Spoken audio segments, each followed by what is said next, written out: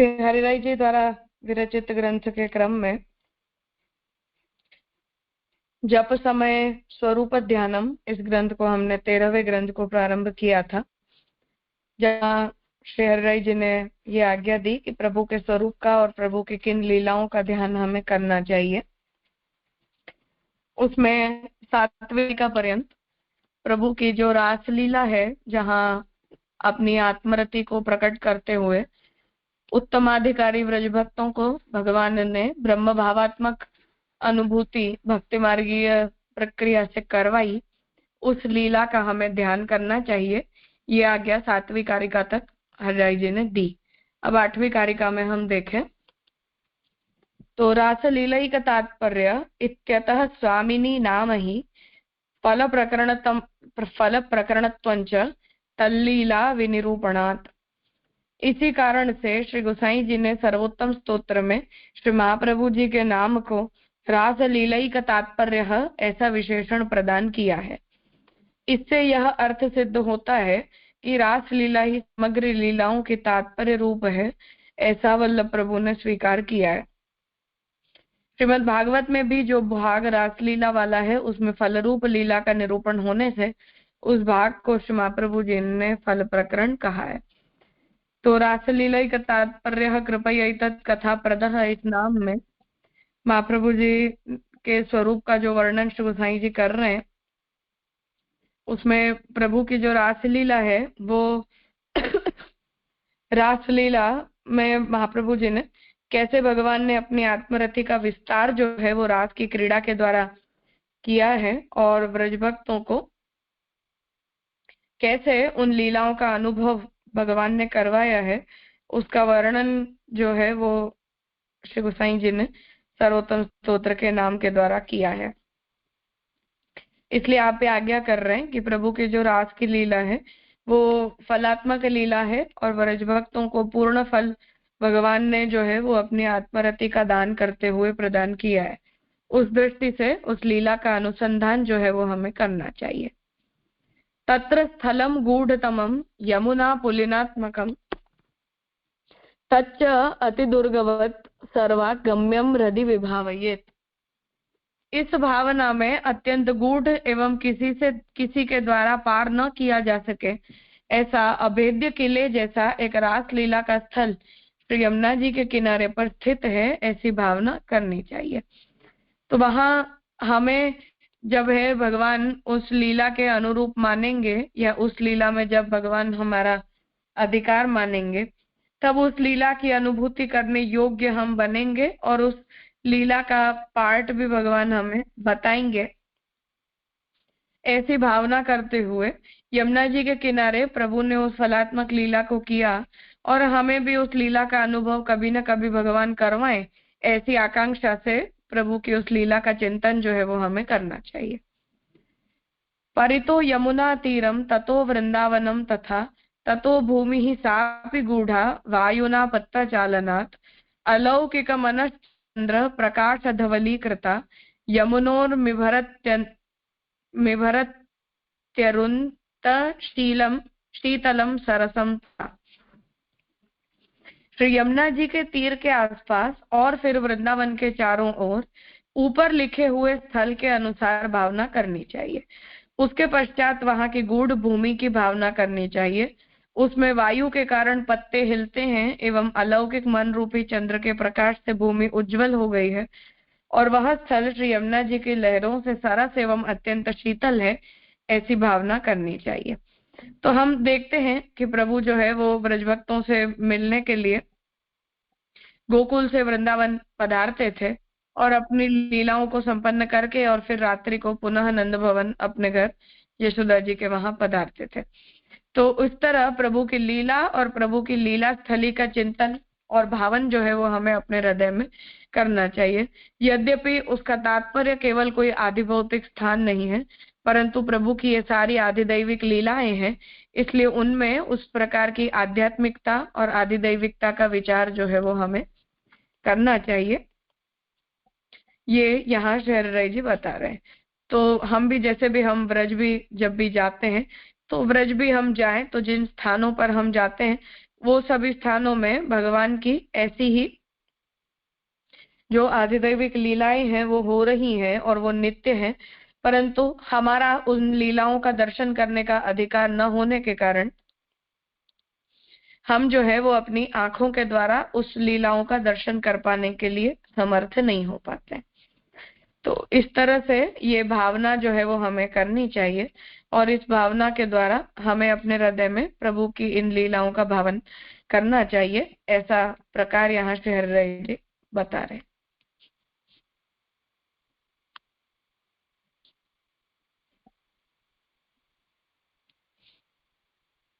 एतादृशे तु पुलिने त्रिभंगललितं हरिं बहिर्पिच्छ शिरोभूषं सरोजसदृशाननं चञ्चलारक्तनयनम् अमलकावृतभालकं श्रुतियुग्मलसच्छ्रीमन् मकराकृतिकुण्डलं दिव्याङ्गरागललितं सर्वाभरणभूषितं पीताम्बरावृतं श्रीमद्वनमाला विराजितं रसासक्तं गोपिकैकानुरक्तं गोपिकावृतं रासमण्डलमध्यस्थं गोपिकायुग्ममध्यगम् श्रुतिरूपाग्निपुत्रात्म रूपगोपीभुजावृतं नृत्यन्तं शास्त्ररीत्यापि रसोद्रेकेण च स्वतः तृतीयपुरुषार्थीय रसक्रीडापरं क्वचित् जलक्रीडारतं क्वापि मदविह्वललोचनं गोपिकासु च संसक्तं विरक्तं सर्वकार्यतः एतादृशं प्रभुं श्रीमद् आचार्यहृदयस्थितं भावात्मकेन रूपेण सामग्रीसहितं तथा रसात्मकस्याधिष्ठानं रसवद्हृदये यतः तथैव हृदयाविष्टं लीलायां प्रति गोपिकां हृदयादेव तत्ताप वशात्तु बहिर्गतिः लोकवेद प्रसिद्धस्वम् अधिष्ठाय क्रियाकृतिः अवतार परोक्षे तु मूर्तौ एवेति निश्चयः अनुभूतिर्भाववतां भावरूपेण सर्वथा अन्येषाम् अन्यरूपेण ततः साधारणी मतिः स्वरूपे च तथा मूर्तौ नहि भाववतां क्वचित् एवं भूतं हरिं ध्यायेत् अतिदीनेन चेतसा। अब प्रभु के श्रीअंग का जो दर्शन है उसके ध्यान का प्रकार से हरिराय जी समझा रहे हैं कि इस प्रकार श्री यमुना जी के किनारे पर मोर पंख के मुकुट वाले कमल के जैसे मुख वाले चपल एवं कुछ रक्त नेत्र वाले अलकों से घिरे हुए भाल प्रदेश वाले दोनों कानों में सुशोभित मकराकृति कुंडल वाले दिव्य ऐसे तेल फुलेल इत्यादि से सुंदर समग्र अलंकारों से अलंकृत पीतांबर धारण किए हुए सुंदर वनमाला से सुशोभित रस में आसक्त मात्र गोपीजनों की ओर अनुराग वाले गोपिकाओं से घिरे हुए रास मंडल के मध्य भाग में विराजित दो दो गोपीजनों के बीच में स्थिति वाले श्रुति रूप एवं अग्निपुत्र रूप गोपीजनों की भुजाओं से घिरे हुए रस शास्त्र में कही हुई रीति से नृत्य करने वाले एवं कभी कभी रसोद्रेक होने के कारण तृतीय पुरुषार्थ के अनुकूल रस क्रीड़ा में परायण कभी जल क्रीड़ा में आनंद लेने वाले मद से विह्वल नेत्र वाले गोपिकाओं में आसक्ति वाले एवं अन्य सर्व कार्यों में वैराग्य वाले सर्व सामग्रियों से युक्त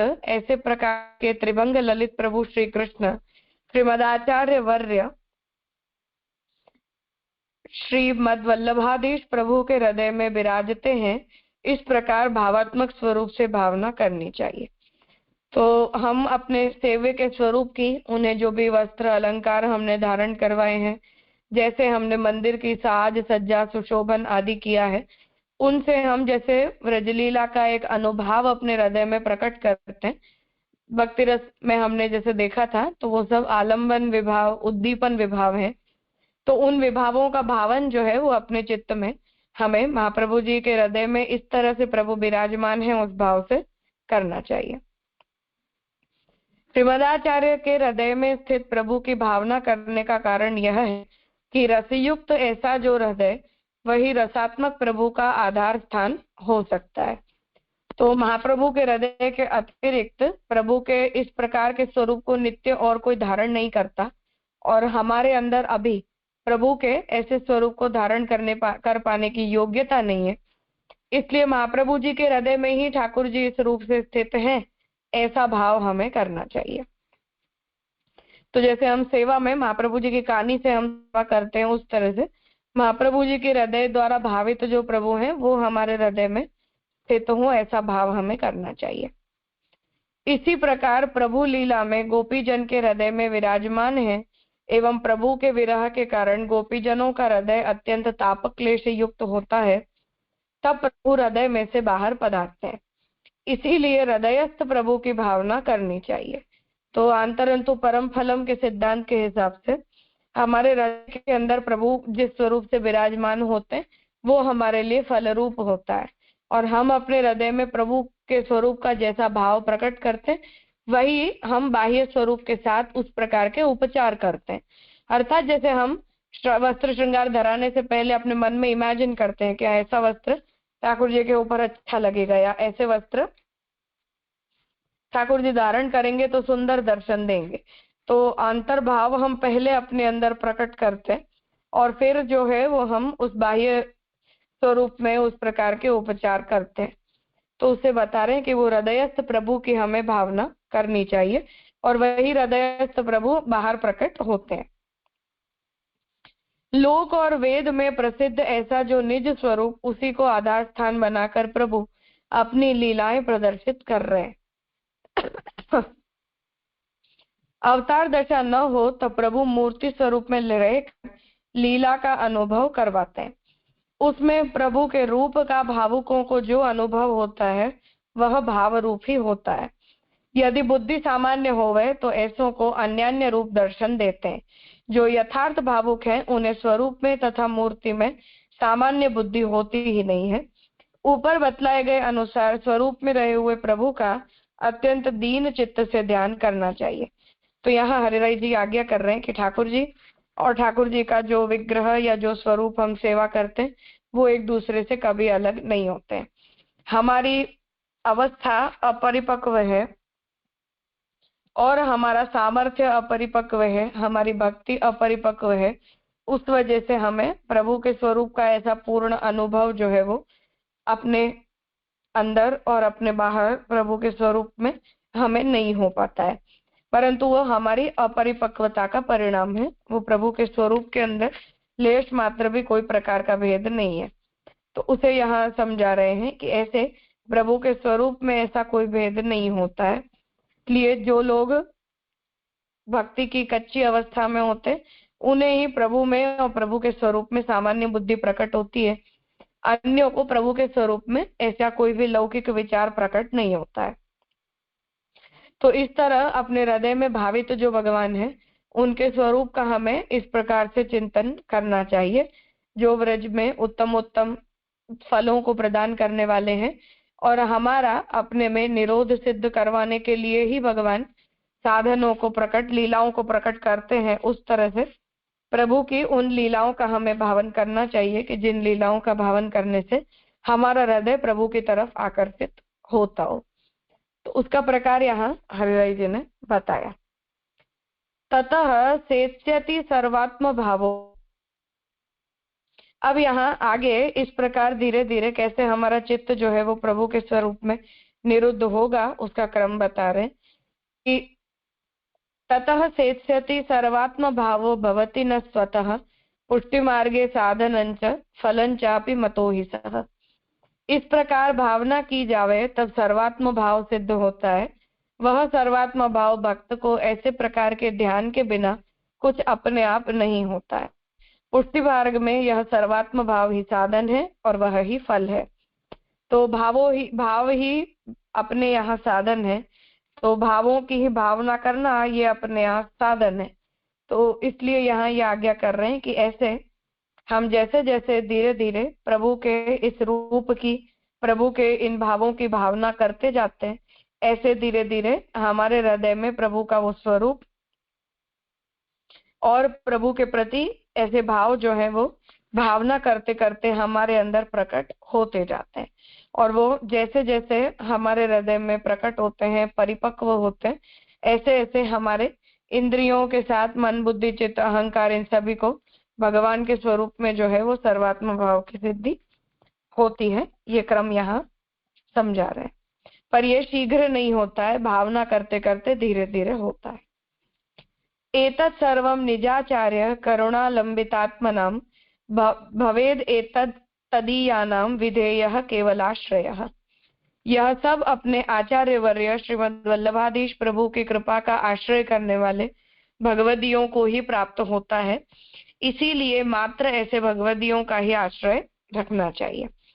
तो यहाँ ये आज्ञा जो है वो श्री हरिराय जी कर रहे कि ये इतना जो उत्तम भाव है वो हमें प्रभु से और प्रभु के भक्तों का अनुसरण करने से ही प्राप्त होता है।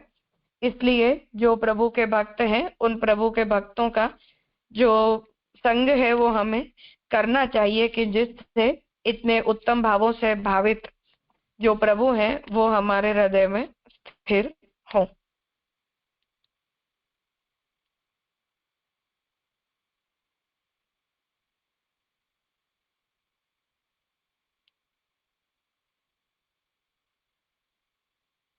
कुछ पूछना है?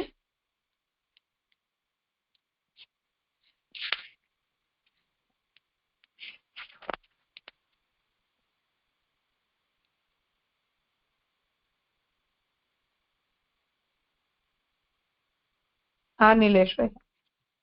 जी दंडवत प्रणाम जी। जी यहाँ पे ये जो लिखा है ना, श्रुति रूप एवं अग्नि रूप एवं अग्निपुत्र रूप, तो अग्निपुत्र रूप ऐसे क्यों, मतलब गुसाई जी की कुछ बात है यहाँ?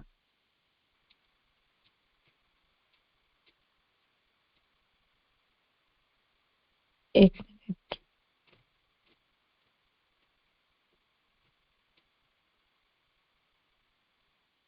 जी मेरी आवाज सुनाई दे रही है?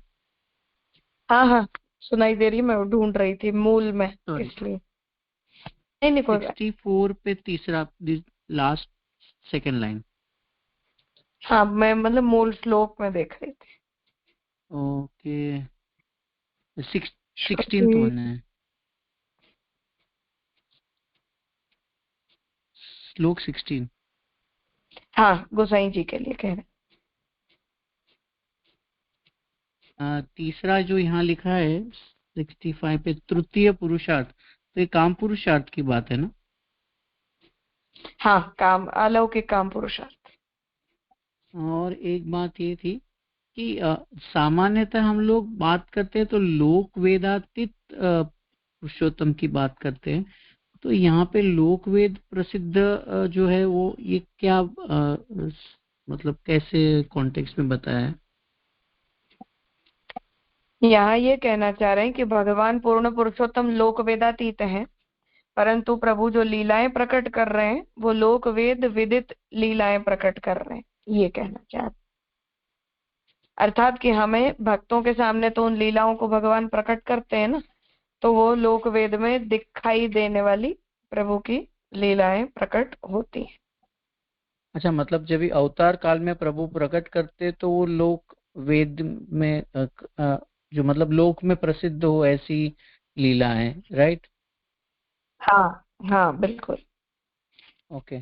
और ये जो नीचे की लाइन है यहाँ पे समझाई पर थोड़ा समझ नहीं आ रहा है कि यदि बुद्धि सामान्य होवे तो ऐसा अन्य अन्य रूप दर्शन देते हैं, जो यथार्थ भाव के उन्हें मूर्ति सामान्य बुद्धि होती ही नहीं है, तो ये दोनों थोड़ा समझ नहीं आया। मतलब कि ठाकुर जी का जो स्वरूप है वो और भगवान, क्या ये दोनों एक दूसरे से अलग हैं या ये दोनों एक दूसरे से एक हैं? तो वो एक विचार है और उसी की निंदा कर रहे हैं कि प्रभु की हमें अनवतार काल में अभी प्रभु की लीलाओं का जो कोई भी अनुभव प्रभु के विग्रह में प्रभु की सेवा करते करते अपने घरों के अंदर हो रहा है, वो ठाकुर जी साक्षात हैं और साक्षात होने के कारण उनमें और भगवान की लीलाओं के अंदर कोई भेद नहीं है। वो साधन निरोध जो है वो प्रभु अपने उस रूप से हमारे साथ कर ही रहे हैं। तो जिन लोगों की बुद्धि के अंदर कमी होती है या जो लोग प्रभु के स्वरूपों के अंदर ऐसा भेद करते हैं, उन लोगों को ऐसी विचार प्रकट होते हैं प्रभु के स्वरूप को लेकर। और जिन लोगों के हृदय में प्रभु के प्रति भाव दृढ़ होता है और स्पष्ट होता है, उन लोगों को प्रभु के स्वरूप में ऐसा अन्यथा भाव कभी प्रकट होता ही नहीं है, ये कहना चाह रहे। मतलब कोई भी स्वरूप हो या तो कोई भी लीलाएं हो रही है तो जो लीला है, मतलब किसी के साथ में कोई घटना हो रही हो प्रभु के यहाँ, तो या तो पूर्व में कोई हुई हो, तो वो सब में तारतम्यता कभी नहीं हो, ऐसे कुछ हो तो अपना हृदय शुद्ध है, ऐसा कुछ कहना चाह रहे हैं ना? हाँ, मतलब कि हम अगर अपने सेव्य के साथ, प्रभु अपने साथ जो भी लीलाएं प्रकट कर रहे हैं, वो सब लीलाएं ठाकुर जी की साक्षात लीलाएं हैं, ऐसा अगर हम कह रहे हैं, तो हमारी जो दृष्टि है वो भक्ति मार्ग से अनुकूल है। और अगर हम उनके अंदर और प्रभु के स्वरूप में भेद देख रहे हैं, तब हमारी दृष्टि के अंदर कोई दोष है, जिससे प्रभु की उन लीलाओं में साक्षात रूपता का अनुभव हमें नहीं हो रहा। तो ये जो भावनाएं हैं वो ड्यूरिंग द प्रोसेस होती रहती हैं, मतलब जैसे जप करते हैं या ऐसे करते हैं, या तो ध्यान उनका कर रहे हैं, या ऐसे कुछ, वो रिलेट कैसे होता है? रिलेट ये करना है कि जो व्यक्ति सेवा करता है, वो जप करते समय अपने सेव्य स्वरूप का ही ध्यान करेगा। तो मेरे जो जी। सेव्य हैं, जिनकी मैं सेवा कर रही हूँ, और उनकी साथ, क्योंकि हमारे घर में जो चल रही है वो लीला ही चल रही है, तो जो लीला चल रही है वो लीला का प्रत्यक्ष अनुभव मुझे पूरे दिन होता है। तो उन लीलाओं को मैं साधन निरोध रूप मानती हूँ, कि मेरे जो सेव्य हैं वो मेरे साथ उन लीलाओं को प्रकट कर रहे हैं, तो उससे धीरे धीरे मेरा चित्त ठाकुर जी की तरफ आकर्षित हो रहा है।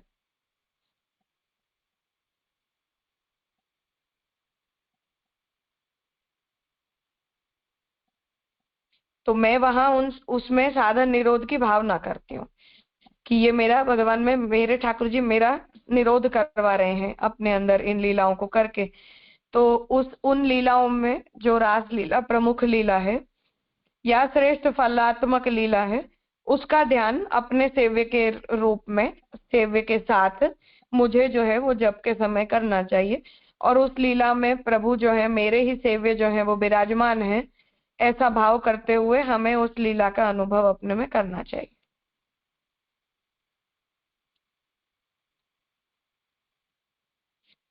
ठीक है जी, प्रणाम जी। हाँ, और कुछ है? नहीं जी। ठीक है, ठीक है, तो ये ग्रंथ यहाँ संपन्न होता है। आगे स्वमार्ग शरणद्वय निर्णय, इस ग्रंथ को हम कल प्रारंभ करेंगे। प्रणाम जी, दंडवत।